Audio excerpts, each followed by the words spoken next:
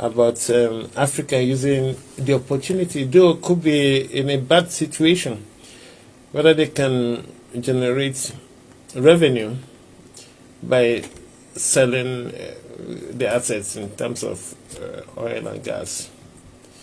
I mean, it's a certain to say because some people are suffering as a result, and maybe because of Russia invasion, there is commotion in the all financial sectors around the world. Is it not possible for Africa to tap into this? Well, there are African countries with the right infrastructure to tap on this, and maybe relatively better control over the finances. I'm talking about a country like Algeria, which is the leading producer of gas to Europe. They will certainly tap on this. But it's all under the assumption that everything stays equal. Like what? How do you mean? Because in the same time, probably the price of products that you may import from Europe and the services and the financial, maybe financial cost of capital and all that may go up to the extent that the revenues that these countries may be able to realize from the the sale of more products might in turn be absorbed by the expected rise in the prices of what they import. Yeah, what I mean is can OPEC up their game and say, okay, we want to increase our output, maybe from 4 million barrels a day or per country, per member, to about 6, if they are capable of doing that. I mean, as far as I know, so that will bring down Saudi Arabia, which is the major player in this field, refuse to increase their production in order to stabilize the prices of oil. They refuse to do so. As far as I know, you don't know what's happening behind the scene, but this is what I hear from the Arab news, that the Saudi refuse completely to increase their share of production. Just a maintain price, isn't it? But eventually it will come. How long can we sustain these sanctions or this scarcity or this impending increase in energy prices? Because from next month now, say the average bill might go up by almost 500 or 700 pounds per year. Where will the money come from? How would people be able to absorb all this? Well, unfortunately, it is going to strike the poor heart. Ultimately, those who have will be able to either absorb this or maybe using their own means to lessen the burden on them. But those at the lower of the economic ladder, ordinary people, ordinary working class, living in ordinary sort of average person. Yes, average person. Average person, I would say, is going to struggle as a result. And I think... And the VAT is going up. Everything is going up from April. So, I mean, with all these unforeseen costs associated with the sanctions, I mean, where will... So who is penalizing who? I mean, I don't know. That's a very difficult question to ask. Because if you are increasing sanctions, nobody wants to buy oil from Russia because of their invasion of Ukraine. That has created a shortage in itself. Even before the invasion, there was problem with energy companies, some of them going out of business and all this type of thing. So this one has exacerbated it. So how would ordinary people survive? The government just did their spring budget, and they can't keep on borrowing to increase their public expenditure. Where will they get the money from? Because someone has to pay for all this. Yeah, it's going to be very, very critical situation for both the government and the people as well, ordinary people. And what I'm thinking is that the possible? problem is the world now is so interconnected that the slightest of things that may happen in places like Russia or Europe is going to affect the whole world. And this is what we need to realize. They said, I was listening to Biden the other day and to the others, and they are suggesting that Europe, instead of depending on cheap, easy to get Russian energy, they need to import a highly processed, very expensive, almost 3 times as expensive gas that is being treated in a certain way to decrease its bulk and be transported to here from places like. Do they have any choice? Will they be able to do that? Ultimately, there could be some discrepancy in different distance between US and Europe, because Russia is in Europe and it's next door. So for you to import energy as far as places as far as US or maybe the Middle East, instead of just basically opening the tap and getting it from Russia, look at the environmental cost of that. I would like to hear some. Isn't all this symbol of mutual destruction? Because Russia say if you sanction me, and I'll cut off the supply. Who is benefiting from all these tic-tac reactions? Because it's very, very difficult. And people are dying in Ukraine.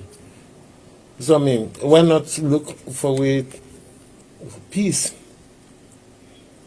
than increasing sanction? Because at the end of the day, if this thing is not resolved quickly, then the repercussion will be felt by Europe and by citizens of Europe too, because Europeans will start protesting. Well, they will start protesting because they know, for one thing, it's not a natural disaster that brought them the misery. It's not something that they didn't have control over. It is politics that brought the misery to the people. Yeah, because last year the Europe imported 155 billion cubic meters of natural gas from Russia. That's close to 40% of Russia's Europe's total consumption coming from one country. So that is, and you are putting sanction on that country. They don't have any choice anyway, because I would like to think their thinking will be, let us hit this man very hard, quickly, or possibly, but if the man should survive their heat for a while, then people here will start feeling it. But the problem is we already started feeling it. Because, we already had queues in front of petrol stations, so. They can go to Nigeria and ask for liquefied gas, and maybe as a stop gap, or to bridge the gap temporarily. Well, we can It's only hope something- that Nigeria will you know, As I get say, its we're- act together. Yes, I And mean, be able to have the infrastructure in place, you know, to benefit I'm sure from something. the situation. I'm sure something is going on, and it we'll find out possibly in the future, in the nearest future. We'll see whether they found alternative source of energy or oil other than from Russia. And if you leave oil now, what about grains? What about wheat from Ukraine itself?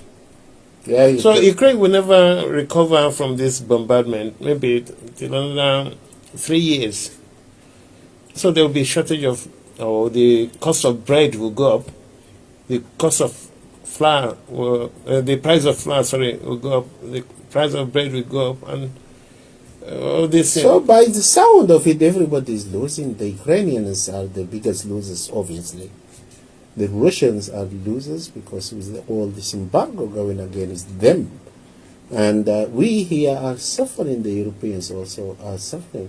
Even the US citizens are suffering as a result of the increase of the prices of oil. And it created this atmosphere of hopelessness or fear in the world, you know. For the first time in so many decades, we started to hear someone in a position of authority talking about pressing the button for nuclear button. That's what I'm just saying. That is lunacy, you know, because you're saying that if Russia faces existential threat, that it won't hesitate to press the button.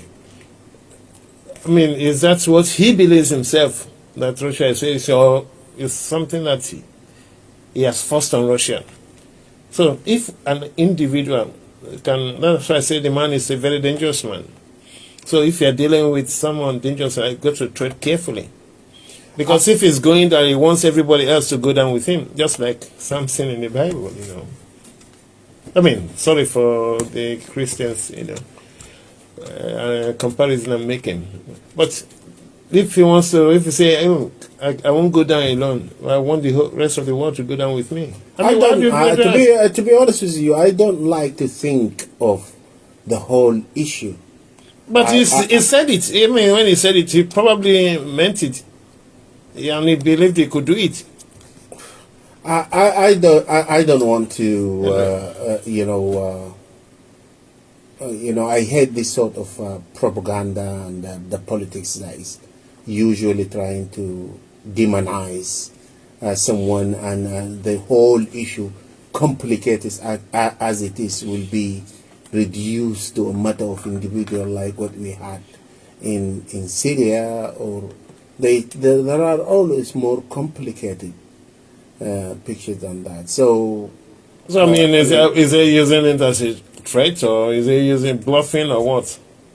well, yeah, he's got it. He's not. He's got it. It's at his disposal. That's what I mean. Yeah, but why you having Why it would in the you- first place? Yeah, I mean, to deter you using it. Because, I mean, it's a political weapon. When you know if you use it, your existence is obliterated. They will wipe you out. I mean, if you use maybe half of it, they probably But throw for about us, dozens of you. Yeah. It's really very troubling that we found ourselves in a war where someone is indicating that they may possibly use such destructive force. We I mean, if Ukraine had maintained or kept their nuclear capabilities, would Russia have invaded Ukraine? You see, that's why there's this argument that everybody should have it. Because if you are putting about 10% of your annual budget on such a deadly weapon, then it's up to you whether your people suffer as a result. Because it doesn't make any sense. If I have a gun, I have a gun. I know you have one. but it's Ukraine that took this. It was an agreement, that the decision they'll be protected. not to go down, because keeping and maintaining this sort of weaponry and maintaining it with the required safety, with the history of places like Chernobyl and all this. Okay, they decided, they made the decision not to keep this. Let's go back to Africa now. Yeah. Will Africa be able to?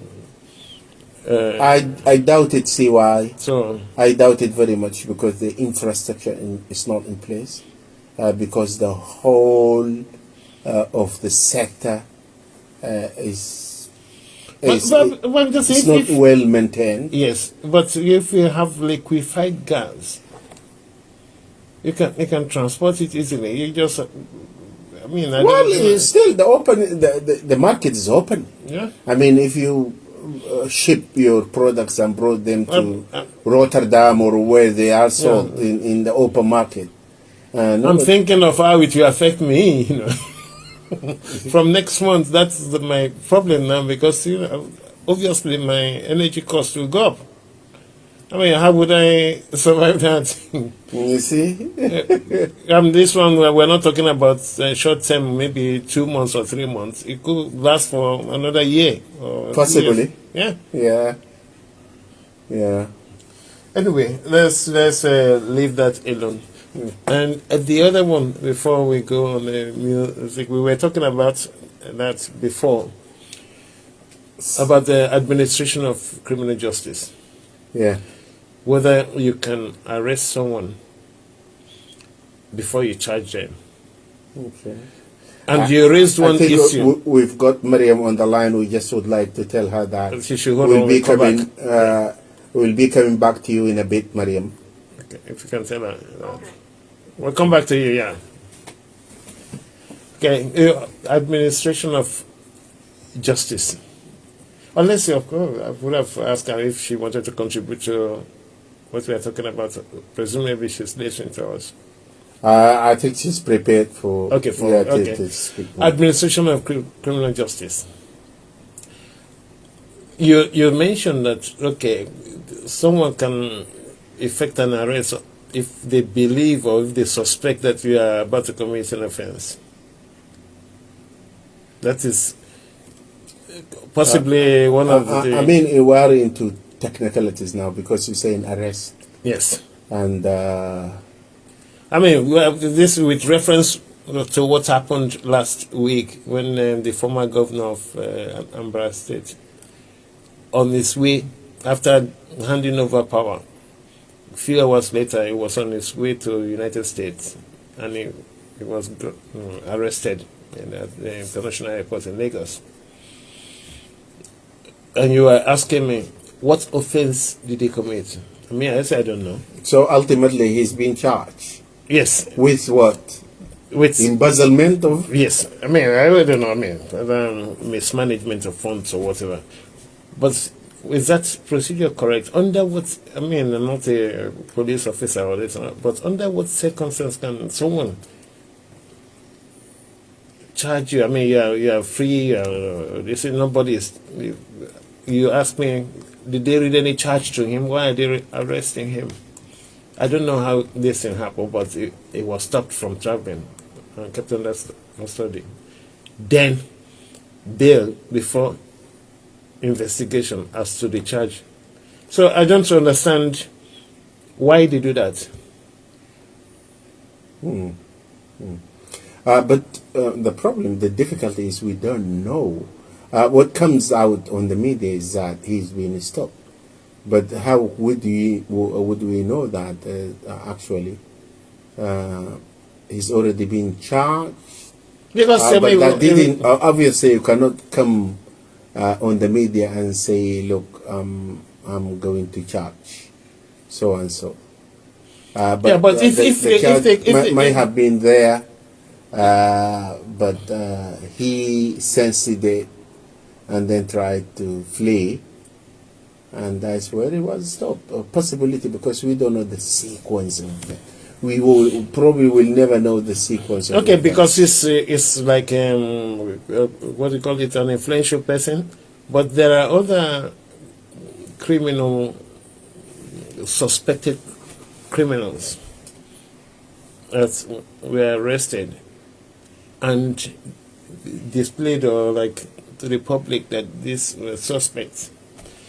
Is that the right procedure in a fair society? I see this quite a lot in Africa. Yeah, but why do they do that? I mean, and even the police nice? sometimes take selfie. Honestly, you've seen this. You Yeah, of must have course, seen that this. is I'm bringing it. The policemen come and take selfie with someone who is actually suspect.